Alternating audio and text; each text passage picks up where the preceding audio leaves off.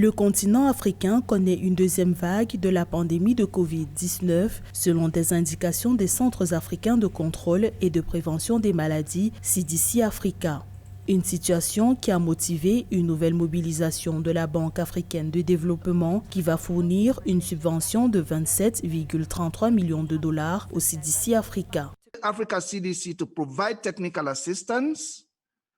Ce généreux soutien financier de la Banque africaine de développement aidera à renforcer la capacité du CDC africain à répondre au Covid-19 et aux futures pandémies. Il contribuera à améliorer la capacité des instituts nationaux de santé publique des États membres, à soutenir les renseignements factuels sur les épidémies, à renforcer la prévention et le contrôle des infections et à soutenir la communauté économique régionale. Ce 19 novembre 2020, l'Union africaine et la Banque africaine de développement ont signé un mémorandum d'accord en vue de soutenir la mise en œuvre de la stratégie continentale conjointe de l'Afrique pour l'épidémie de Covid-19 dans 37 États membres de l'organisation panafricaine.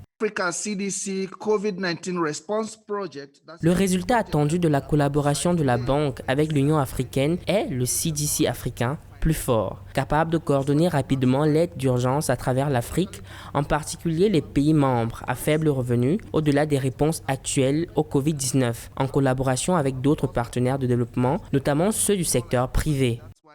Tout en saluant l'apport de la solidarité et la mobilisation des pays et institutions africains dans la lutte contre la pandémie de Covid-19, le directeur des Centres africains de contrôle et de prévention des maladies, John Kengasong, a rappelé l'importance de la recherche scientifique pour éviter la survenue d'une troisième vague de Covid-19 sur le continent.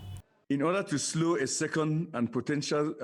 le but de ralentir la deuxième vague ou la survenue d'une troisième vague de Covid-19 sur le continent, nous exhortons vivement que la science continue d'être utilisée et la surveillance accrue dans la lutte contre la pandémie.